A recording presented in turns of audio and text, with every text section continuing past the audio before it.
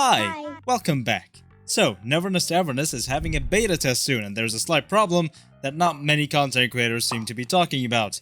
The system requirements for this game are insane for being a gacha game, and while it's nice to look at pretty graphics, the optimization is an issue that we really shouldn't ignore.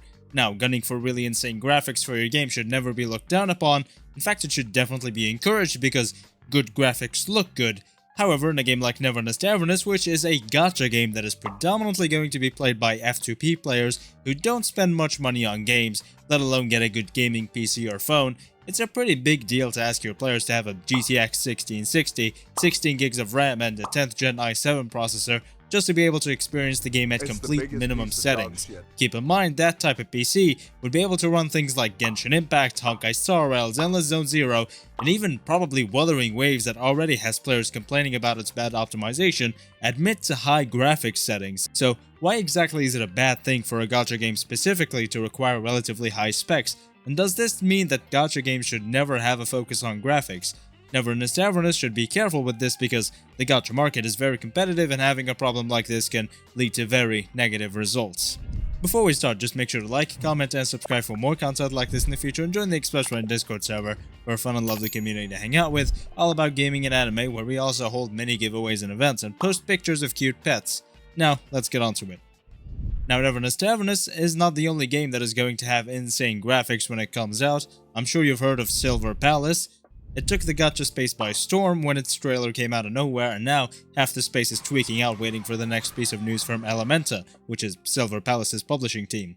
However, Silver Palace also might have the same problem as Neverness to Everness, which is gunning for as much graphical fidelity as possible and seemingly forgetting to optimize your game, resulting in relatively high system requirements that are definitely not gacha market friendly.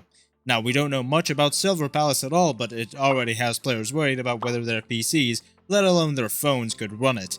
So, am I saying that every gacha game should look like shit in order to be friendly to gacha players? Of course not. Well, first off, if you consider games like Honkai Star Rail or Zenless Zone Zero, for example, to have bad graphics, you're probably very privileged. Games like Honkai Star Rail are both very well optimized and have some of the best visuals in the gacha market today. Maybe they don't have insane shaders or insane 4K textures, but that doesn't mean they are pretty damn pleasing to look at.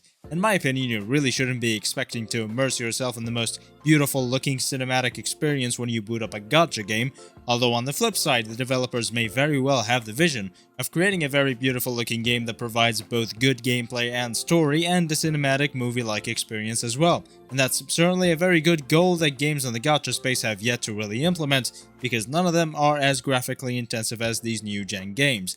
However, a game like Neverness to Everness is currently focusing too much on graphics, not enough on optimization. The rest of the game looks fine, but the optimization is definitely currently heavily suffering. Your game can have as high recommended specs as possible. In fact, the higher your recommended or maximum specs are, the more of a flex it is, because it means your game looks better. And as we said earlier, good graphics look good. However, your game should also accommodate as many people as possible, and especially in the gacha market. A GTX 1660 being the minimum graphics card is pretty unacceptable here. Before we truly dive in, let's take a little history lesson. Back when Neverness to Everness first had a closed beta test, the game was received very well. The graphics were beautiful, the characters very well designed, the combat was fun and the story was engaging, and the world building was great. However, there were a lot of players apprehensive about whether or not their systems could run the game, especially mobile players. Well, these concerns were rightfully placed because optimization on phones right now isn't really optimal, because you still need a mid-range phone for the minimum settings and a high-end phone or even a specialized gaming phone for max settings.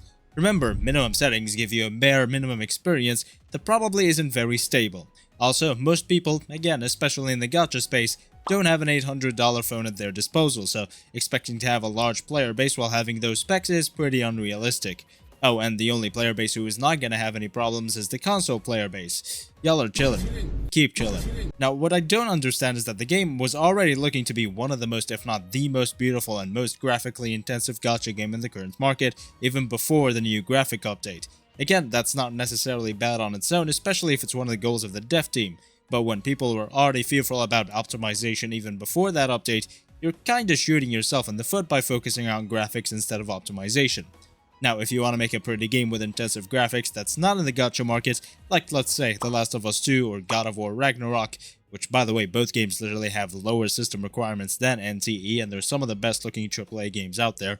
It's fine to market your game towards those who spend money on gaming devices, because that's what people buy expensive devices for, experiencing AAA games at maximum settings. They also have to buy those games in order to experience them in the first place because they're not free to play.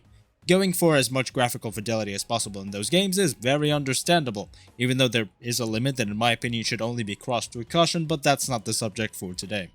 And even with how beautifully crafted these games are, they still have incredibly low system requirements, again even lower than Neverness to Everness.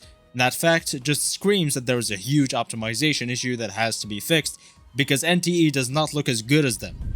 Neverness to Everness is a gacha game, and gacha games are marketed first and foremost towards F2P players who don't spend much money, if at all, on their gaming hobby. Most gacha players play games like Battle Cats, Arc Knights, Genshin Impact, Honkai Star Rail, and Dragon Ball Legends that don't need much more than a $300 phone to run. And when faced with a game like Wuthering Waves that has absolutely terrible optimization that the dev team constantly trades for better graphics every region, gacha players complain a lot, and they don't spend as much time or money on that game than they would on others, because running a game on 20 FPS isn't really that fun. Wuthering Waves looks pretty good, but it has nowhere near as much graphical fidelity as Neverness to Everness, and has much lower minimum system requirements, and gacha players are already complaining about it. There is nothing else to expect for NTE at its current stage when it drops than to receive insane amounts of criticism for having such bad optimization traded in favor of good graphics. Like I've already said a million times, it's not bad to gun for good graphics, but a GTX 1660 and 16 gigs of RAM for a minimum requirement in this gacha space, where a 1660 GTX isn't even a max requirement most of the time, is absurd, and should be fixed first and foremost rather than being ignored for even better graphics. Okay, all of that is clear, but why should gacha games even care about F2P players at all? In the end, they don't even spend any money by definition, so why would they matter at all? Well, they are a significant portion of the player base, definitely well over 75%, and in some cases even over 90%, with the rest being mostly very low spenders that spend $5 to $15 a month on their favorite gacha game, and the final 1 to maybe 5% at a maximum being whales. Those light spenders and F2P players, by the way, contribute more to the game's economy than whales ever will, and they probably don't have a device with a GTX 1660 either. They contribute to the game's economy so much by being the biggest free advertising source the game has, and also contributing so much goddamn time to the game's player retention, which investors really like. Most F2P and light spender players are those either still in school or without a job and have a lot of free time on their hands but no money, or just simply don't want to spend money on games even if they do have a job. And so their choice of game would be a game they can play without spending money on when it comes to both the price of the game itself and the device that the game can be run on. Even if a device with a GTX 1660 or an RTX 3060 has become a lot cheaper, especially in a place like the United States where a lot of my audience, and without a doubt NTE's audience, lives, a lot of people still don't have access to it because not everyone has $500 to $800 lying around to buy a device, or again, maybe they simply don't want a gaming PC, and especially not just for a random gacha game called Neverness to Everness. Oh, also, I'm sure Americans won't believe me, but the United States is not the only country that exists, and $500 to $800 is kind of a big deal in a lot of the world, so not all of us are fine with forking over that amount of money, again, just to play a gacha game called Neverness to Everness. Point is, F2Ps and light spenders really contribute to the game's economy by spending a lot of time on the game collectively, and advertising it by subscribing to social media spaces and interacting online, bringing more and more of that 1 to 5% player base that will spend a lot of money as well. So the fewer F2P players are, the fewer whales there are, which means the game makes a lot less money. A game like Neverness to Everness is going to have a much smaller F2P player base than any other gacha game if they don't optimize their game heavily, meaning the game is set up for way less success than it would have ever had. I'm not saying it's going to be a failure at all, I'm just saying it's going to do a lot worse than it could if it was more optimized. Let me remind you that Cyberpunk 2077, God of War Ragnarok, and even The Last of Us 2 have lower minimum system requirements than Neverness to Everness, and it's a gacha game, which is a monetization model that relies on accessibility to a huge audience that does not spend money on games.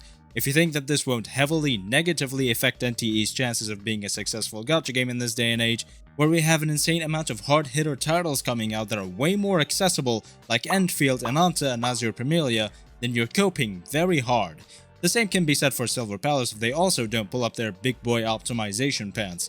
And honestly, even though Arknight's Enfield does have less system requirements than NTE and is more accessible, since Arknights is a title with a player base that is literally all mobile players right now, extending the OG Arknights player base, if they go the route of heavy graphics and no optimization, they're even more screwed than NTE. The gacha market is super saturated and super competitive. If other gacha games have such a huge edge over you, such as being simply way more accessible for F2P players than you, which are, again, some of, if not the single biggest driver of success for gacha games, you're screwed.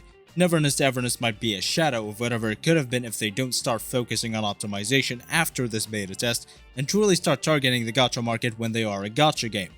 Also, if I see any idiots in the comments saying, I don't care, I have an RTX 4090 later, broke boys, I'm going to find you.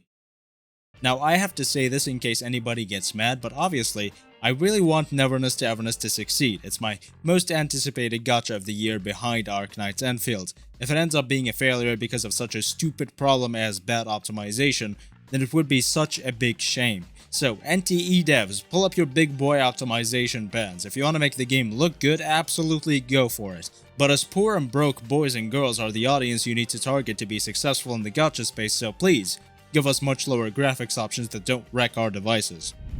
And that's it. Thank you so much for watching. Let me know your thoughts and make sure to like and subscribe for more content like this in the future, and join the Express Train Discord server for a fun and lovely community to hang out with, for giveaways and events, and for pictures of my cat.